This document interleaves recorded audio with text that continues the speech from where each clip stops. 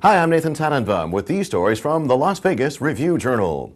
The two Las Vegas Metro police officers who died in patrol car accidents earlier this year were driving faster than they should have, according to department investigators.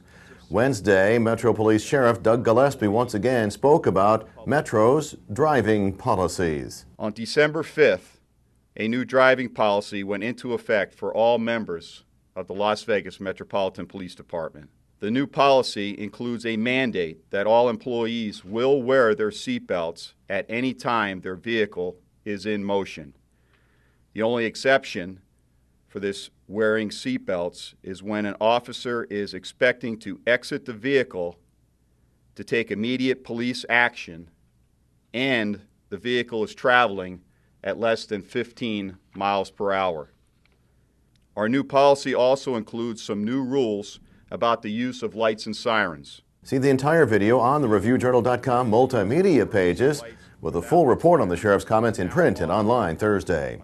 North Las Vegas police have arrested a 19-year-old in the early Wednesday morning shooting death of an as yet unidentified 52-year-old woman in a home near Washburn and North Bruce Street in North Las Vegas. Police say Mitchell Theodore Lavender is related to the victim, with additional information to appear as soon as it's available on the ReviewJournal.com breaking news website.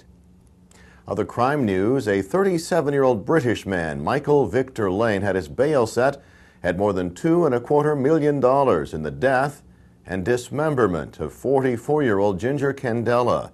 More about the suspect and the case in print and online Thursday. Well, the last few weeks of constant MGM Mirage CityCenter stories comes to a head with the late Wednesday opening of the $8.5 billion project's biggest hotel and the only one with a casino, Aria. Well, here's what it looked like in the final hours leading up to the big VIP invitation-only party, followed by the general public's being allowed in. As you start using the building, you will see there are many innovations in how hotels and casinos have worked. And question of this all come through the direction of MGM Mirage, that we indeed had the pleasure to make them reality. But it is a whole new experience. This is really 21st century Las Vegas. And this is indeed setting up new, very high standards. They are going to be very difficult to match in the future, but I hope many others try. That entire video is not only in our multimedia pages, it's also part of our not quite as big as CityCenter itself, but still pretty big, interactive multimedia breakdown of the city within the city. It's got everything from a walking guide to a background video and clickable photos telling you what each building on the property is all about.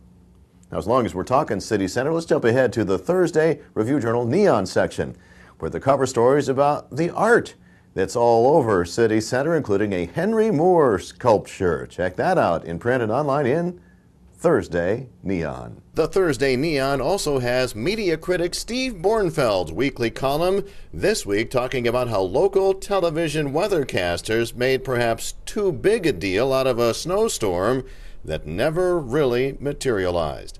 That's in Mediaology. Sports. After Tuesday night's win over Southern Utah, the Runnin' Rebel basketball team's not got a whole lot of time to enjoy it. Check Thursday's Review-Journal sports section for a look at UNLV's first home game in weeks, not counting Saturday's loss to K-State at the Orleans Arena. The Rebels host Weber State Thursday night at the Thomas & Mack. Hockey. The Las Vegas Wranglers of the East Coast Hockey League struggling in their first season without the only coach they had ever known, Glenn Gulutzan. Well, the RJ's Todd Dewey reports Thursday that moving up to the American Hockey League apparently agrees with Gulutzan. He's led the Texas Stars to one of the best records in the AHL. Meanwhile, the Wranglers home Saturday night against the Ontario Reign.